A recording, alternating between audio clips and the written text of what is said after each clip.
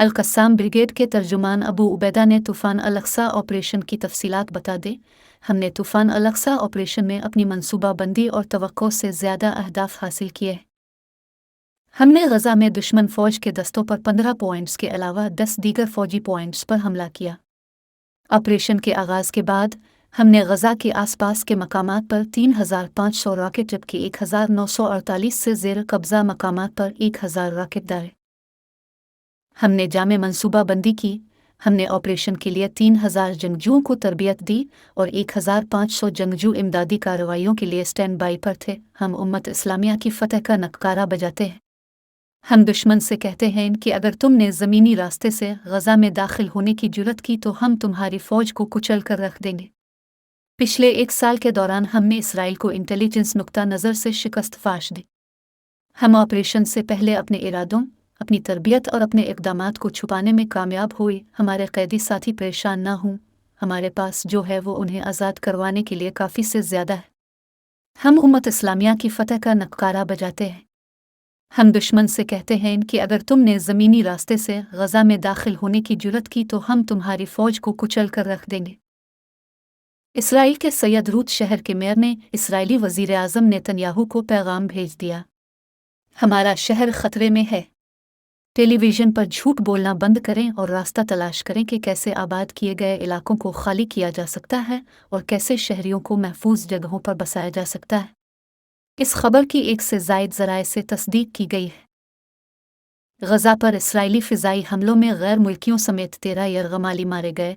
Hamas का दावा। Hamas के मुसल्लह विंग ने कहा है कि गुज़िश्ता 24 घंटों के दौरान इसराइली फ़िज़ाई हमलों में गज़ा की पट्टी में कैद कम अज़ कम 13 इसराइली और गैर मुल्की यरग़माली हलाक हो गए, जबकि इसराइली फ़ौज ने वादा गज़ा के शुमाल में रहने वाले लोगों को अगले 24 घंटों में जनूबी गज़ा मुंतकिल होने की हिदायत की है। इसराइली फ़ौज ने गज़ा शहर के 11 लाख शहरियों को जनूब की तरफ नकल मकानी करने की हिदायत की है। हमास का कहना है कि गज़ा पर इसराइली फ़िज़ाई हमलों में गैर मुल्कियों समेत 13 यरग़माली मारे गए हैं। इसराइल के वज़ीर आज़म बेंजामिन नेतन्याहू ने उनकी नई जंगी काबीना की हल्फ बर्दारी के मौके पर पार्लिमान को बताया है कि मुश्किल दिन आने को हैं। ह्यूमन राइट्स वॉच ने इसराइल पर गज़ा की पट्टी और लबनान पर बमबारी में सफ़ेद फास्फोरस इस्तेमाल करने का इल्ज़ाम आयद किया है। इसराइल ने कहा है कि यरग़मालियों की रिहाई तक गज़ा का मुहासरा ख़त्म नहीं किया जाएगा। याद रहे कि हमास ने कम अज़ कम 150 अफराद को यरग़माल बना रहा है।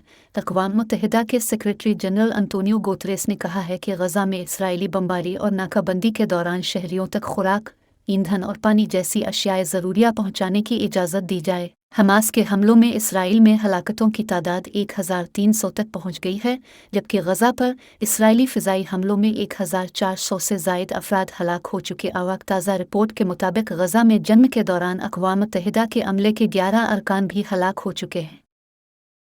ऑर्डन में अमरीकी वज़ीर ख़ारजा और फ़लस्तीनी सदर की मुलाकात के मौके पर एहतजाजी मुज़ाहरे। अमरीकी वज़ीर ख़ारजा एंटोनी ब्लिंकन ओमान में ऑर्डन के शाह अब्दुल्ला और फ़लस्तीनी सदर महमूद अब्बास से मुलाकात की है।